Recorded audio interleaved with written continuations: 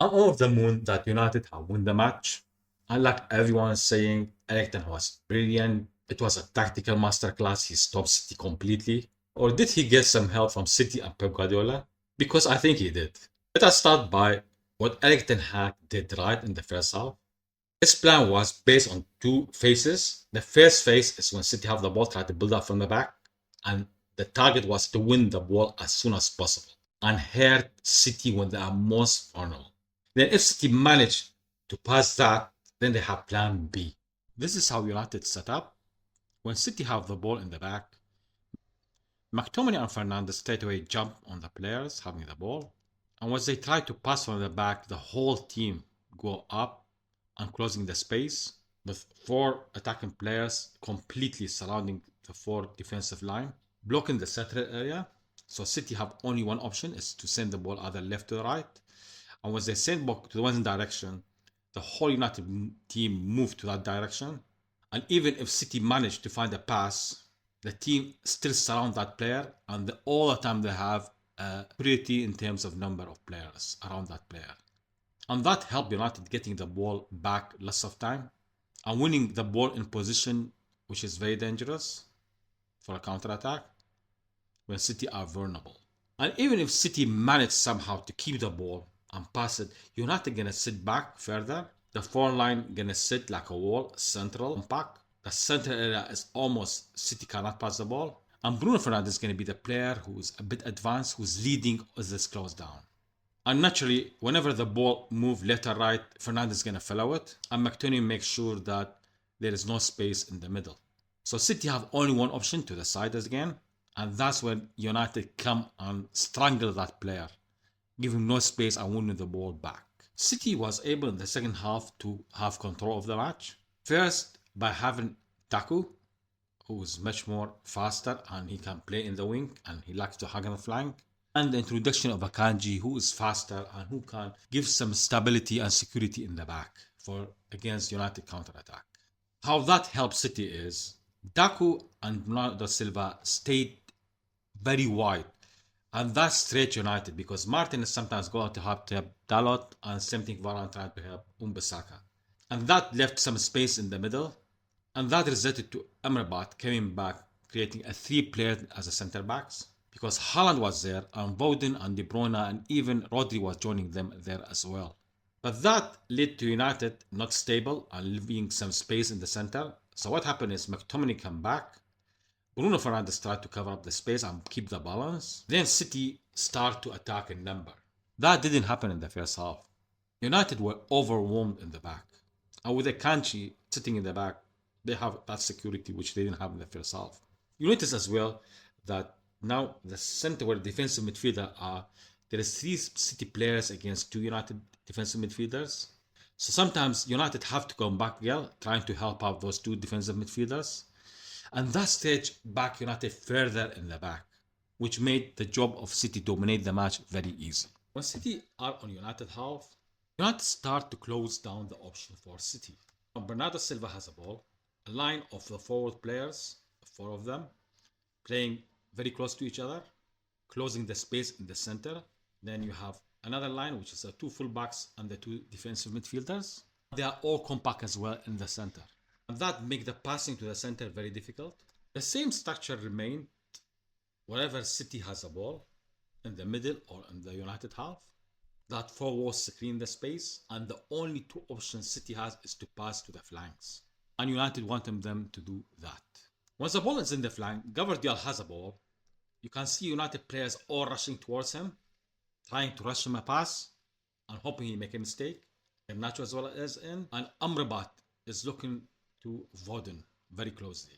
So Guardiola have no chance just to pass the ball back. And it's at that moment United think they are most vulnerable, and you can see the four players forward starting to count them down and trying to hope City make a mistake. And when City has the ball, look to Bruno Fernandes. He's pointing out to the players, trying to organize the team from the front. They are creating that strong, very close and narrow four players sitting in front of the player who want to pass the ball. Give him no option just to pass in the sideways. Bruno Fernandes all the time stayed forward, and for a reason compared to the other three players. So naturally, City passed it to the side. It's in that moment you can see Bruno smell a chance. He straight away ran, trying to anticipate that ball. Three players are much more looking to what happened next. Garnacho and Bruno are closing down Ake and hoping to force a mistake or at least make a bad decision under pressure. And they almost win the ball. And United kept doing that the whole match. This didn't change when United are closing City when they're trying to build up from the back. Same line, the forward one. Stone has a ball. The four lines of United, the forward one, still compact. Look to Bruno and McTominay how close to Rodri is. He doesn't have an option to pass in the middle, so he passes to the other side to Ake. As in that moment, Bruno gonna jump on him. Garnacho gonna go towards Kovacic. And McTominay is following Rodri.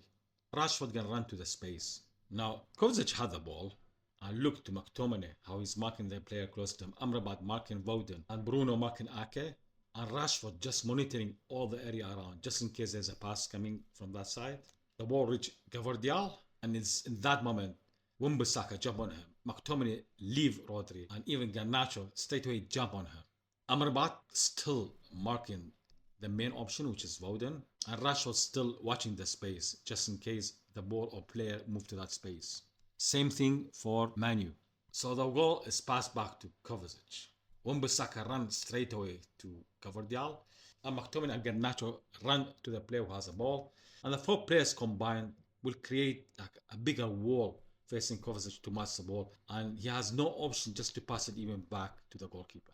This allowed United to stop City from building from the back and trying to take the ball from a dangerous area and start a counter-attack when City are vulnerable. And when they're going to start the attack, they're going to be four players there already nearby the ball, which will make it very dangerous. United all the time put City under the pressure. And all the time you have two players watching the space. And that's what happened with the United first goal. Rodri under the pressure, he just passed the ball to the space. Who ran to it first? Both Manu and Amrabat. Then once they have the ball, they have the opportunity of sending long balls. And they have runners at fronts, especially as City playing with the high line. And United all the time are ready to bounce in a counter-attack and run into the channels for Garnacho and Rashford. Bruno and McTominay were all the time as well in their back. So every time there is a counter, United have the numbers over City. Now those images are going to show another problem City had during the match, which is the player were lazy. The player didn't run to the space. Daco have the ball. Look to the space there. Rodri, he should be running to that space, but he didn't. So Daco pushed it back to Woden. Woden, look to United players, how many players are in the front of him. So he has no option just to pass it either to the right side, either to a player who close to him, which was Stone. But have a look as well, Amrabat, how he's protecting the half space. And the other side, Manu was doing the same thing. So United left no door for City to penetrate, and that forced City to some desperate long shots. There is two things which is City changed in the second half, which helped City dominate the match. Guardiola has the ball on the left side, but look to the City players, how they are very close to the side where the ball is. They are not spread. And United creating a wall in the mid, which make basically the four players forward unreachable. And that forced City to pass the ball back a lot. But one of the problems of City was United were closing down the central area. They make it too compact. So naturally you need to go to the flanks. But look where bloody Woden is. He's playing like attacking midfielder. And it's worse for Bernardo Silva. He's supposed to be on the right side. He's in the middle. He's like a defensive midfielder here. And not even in his side. Closer to Woden's side. Not to mention De Bruyne playing inside that United wall where it's impossible to pass. That reduced the chances of De Bruyne to have an impact in the first half. So basically Holland was alone. And who was supporting him? Rodri. You're expecting Woden to be there. You're expecting Rodri to be where Bernardo Silva is. The whole combination of the team was a chaos. Look, City has the ball now. Where's the space? On the right side or on the left side? Who is there? Nobody, because you see Bernardo Silva is just there as a defensive midfielder. He's living in that space. Where's Woden? He's in the central area. Nobody occupying those flanks. So it was so easy for United to defend because City didn't stretch him to the sides. That changed in the second half. Look how Daco is hugging the flank here. The same thing for Bernardo Silva. He's not moving. He's staying there. That was a major change and it impacted the match because United have to be much more spread now. And because they have much more spread, the midfielders have to cover some of the area which was left by the other players, and they offer more support to the player in the flank. Voden is here, and Alvarez is here as well. Now you have 3 against 3. That didn't exist in the first half. They basically spread United this way. If you look to the shooting map, United clearly that attacking from the flanks, while City, most of their chances are trying to score a goal from the central area, where United are compacted. So there is no surprise they struggle to score a goal. And I like the action map because it shows that you don't need to win the match by controlling the match and having most of the action. It's not about the quantity, it's about the quality. United chances were much more dangerous than City. In terms of XG, United win as well. 1.95 against 1.3 for City. Although that helped massively by the first goal, which was a goal against the empty net. City didn't have clear-cut chances. That's why the progress and steps are very short and small. Where the heat map shows how City struggle. Look to the red line where it is. It's all in the central area. Stay there most of the time. They cannot pass through that defensive line of United. While United much more concentrated in the center of the box, but at the same time, you have that line where in the attacking position, where they try to take the ball from the top. And with the ball in the middle, they don't want to stay there. They just come back and protect themselves. And this is embarrassing from City. United are concentrated in the center. The last thing you want is to keep on attacking in the center. It's insane. Look here. 2/3 of their attack is from the central area. How silly is that? While United spread the attack, you can pass the ball to the wingers or you can pass the ball centrally to the channels. That United setup is reflected as well on the average positioning. Look to the line of Garnacho, Fernandes, McTominay, and Rashford, and how Amrabat and Manu were so important to that system because they come back and defend and they go attack and join them and become 6 in the attack. But you look to the average position of City, you will notice straight away that they are playing much more in the central area. And that's why they couldn't create real chances. And that's why the second half started and Kovacic was out. Alfaz and Dak was started. You straight away see a change of the map. City are not as compact in the center. They spread more. And when you look to the change of average positioning between the first half and second half for United, you feel sorry that beautiful 4 players, the first line, how is demolished in the second half. And that's why United couldn't control the match. They basically just sit back and defend. And I blame Eric Ten Hag for that. I think he should have regrouped, restructured the team just to counter what City done. Instead of just sitting back, accepting it and defending, losing the shape and losing the balance. Pep Guardiola and City players seem to be in a party mood. It's not only City player who didn't turn up. Pep Guardiola, he didn't plan it very well. He thought he's just gonna turn up and win the match. Technically, he done nothing in the first half. Actually, he done the worst thing ever, playing Kovacic. He didn't get Arsenal, and he drew against Real Madrid twice. It never worked. And you don't need to be a genius to know that Eric Ten Hag were going to sit in the back and try to protect the back and catch in the counter attack. I think everyone, even naive one tactically, will know that, which means you need more player up. You don't need 2 defensive midfielders. And the minute he took Kovacic out and put an attacker, a winger, and put Foden back to have more playmaker, the whole game changed. When I streamed the match live, I was so happy watching Kovacic, and I said it during the stream. So Pep Guardiola has to take the blame for the first half completely, 100%. He unintentionally helped Eric Ten Hag execute his tactic perfectly. And it was not about Kovacic only. Yeah, there's a second reason, is United are sitting back. Even if you don't know before the start, you can watch it during the match. United are compact in the central area. So what you should do is just attack the flanks. Expand United, push them in the side to create spaces in between. What he did? Bernardo Silva kept inverting with Voden, and they were much more central even. They are falling into United trap. I couldn't believe my eyes.